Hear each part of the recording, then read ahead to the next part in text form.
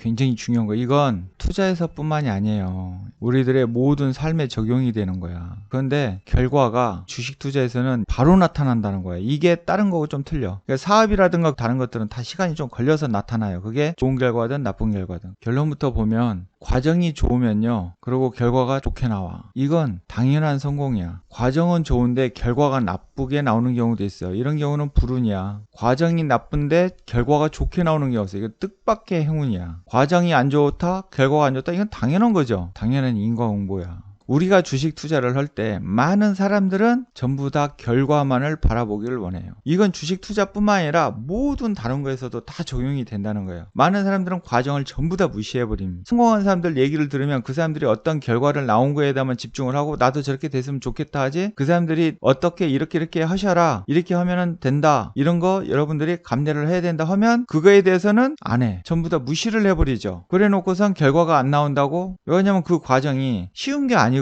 이 과정이라는 것을 겨치는 것이 이게 보통 어려운 일이 아니거든. 이 과정은 고통이 수반이 되는 거거든. 인내가 수반이 되는 거고 상당히 지루하거든요. 이것은 사실은 기본에 충실하는 거거든요. 이 과정이라는 것은. 그러니까 이게 보통 어려운 일이 아닌 거야. 너무너무 힘들어. 이런 과정을 무시를 해버리면 시행착오도 많이 겪어. 실패는 성공의 어머니라고 한다지만 말은 좋지. 정말로 실패를 자주 하게 되면 사람이 좌절을 하게 됩니다. 힘이 다 소진되기 때문에 이게 일어날 힘이 없어. 기운이 없어. 더군다나 투자 같은 경우는 실패를 한다는 것은 곧 자본이 줄어드는 거거든. 내가 전쟁터에서 나가야 되는데 싸우려고 했는데 무기가 없는 거야. 적군을 공격하기 좋은 기회인데도 불구하고 무기가 없어서 공격을 못 오는 거야. 맥이 빠지는 거예요. 그래서 이게 다른 거하고는 틀리게 굉장히 자기 비하적으로도 쉽게 갈 수 있고 우울증도 금방금방 걸릴 수가 있는 거예요. 이게 보통 마인드 가지고는 회복한다는 게 쉬운 게 아니야. 진짜 마인드 컨트롤이 엄청나게 잘 되는 사람, 그런 사람이 아닌 이상은 행동을 하는 사람이 행동을 하지 않는 사람을 이기는 거예요. 믿음은 행동을 수반을 해야 된다잖아. 행동이 없는 믿음은 믿음이 아닌 거거든.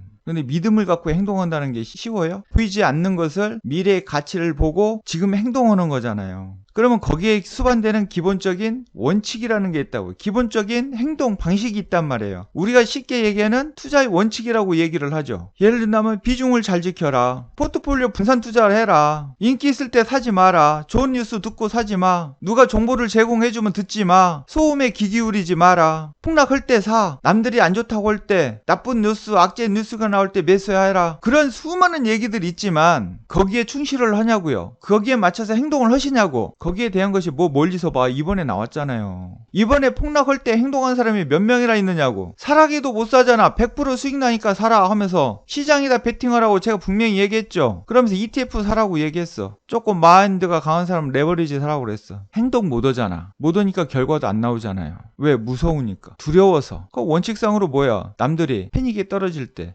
주식을 집어 던질 때 사람에 배운 것은 그렇게 배웠는데 왜 행동은 그렇게 안 하시냐고. 그래서 이게 쉬운 게 아닌 거예요. 그런데 많은 사람들은 이 과정을 전부 다 무시를 해버립니다. 다 결과에만 해. 그러니까 결과만 쫓다 보니까 뭘 해요? 어떤 주식을 사야 될까? 어떤 종목을 사야 될까? 그리고 빠른 결과를 내기 위해서 어떤 기술적 분석을 해야 될까? 뭐 이移동평균선 뭘 봐야 되고, 뭐 거래량 뭘 봐야 되고, 뭐 차트는 뭘 봐야 되고, 뭐 빨리 결과를 내기 위한 이런 거에만 치중을 하는 거예요. 진짜 중요한 것은 이것이 아닌 이것을 뒷받침해주는 정말 중요한 과정적인 부분이 있는데 이건 다 무시해버리는 거야. 그러니까 당연히 과정이 안 좋은데 결과가 좋아요? 그러면 그건 뜻밖의 행운이야. 이런 사람은요, 몰락의 시작이야. 인생 한 방에 끝나. 그럼 이런 사람들은 무슨 생각을 하냐? 다음에 또 이런 일이 계속 일어날 걸로 생각을 해. 착각 속에 빠진다고. 그러니까 계속 그렇게 행동을 해. 과정이 계속 나쁜 과정으로 계속 행동을 한다고요. 그러면서 처음에 나왔던 이런 행운이 또 나오길 또 바라는 거야. 그런데 세상은요, 그렇게 만만한 게 아니야. 굉장히 무서운 거예요. 그런데 과정이 좋아서 그런 일이 벌어졌다? 그러면 여러분 이건 당연한 성공이야. 그 과정을 여러분들이 잘 숙지해놓고 그 과정을 지속적으로 지켜나가면 결과는 자꾸 좋은 쪽으로 나올 확률이 높아져. 그런데 때로는 가다가 이렇게 불운이 터질 수도 있어. 모든 결과가 다 좋게 나오는 건 아니에요.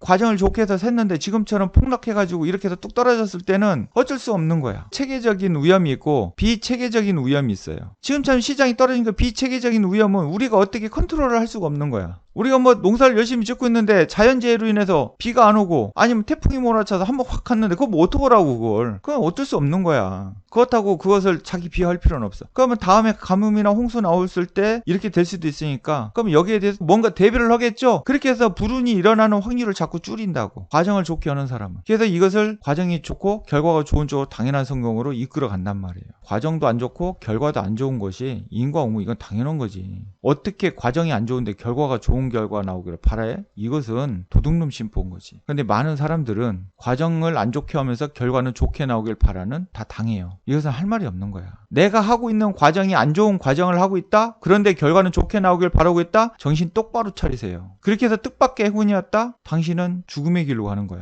결국은 이거와 이거는 사촌지간이야. 이렇게 됐다가 이렇게 가는 거고 이렇게 했다가 이렇게 왔다가 하지만 결국은 요 두 개는 어떻게 돼요? 다 끝장나는 거야. 여러분들이 투자를 왔었을 때 처음에 무슨 생각으로 왔어요? 잘 생각해 보셔봐.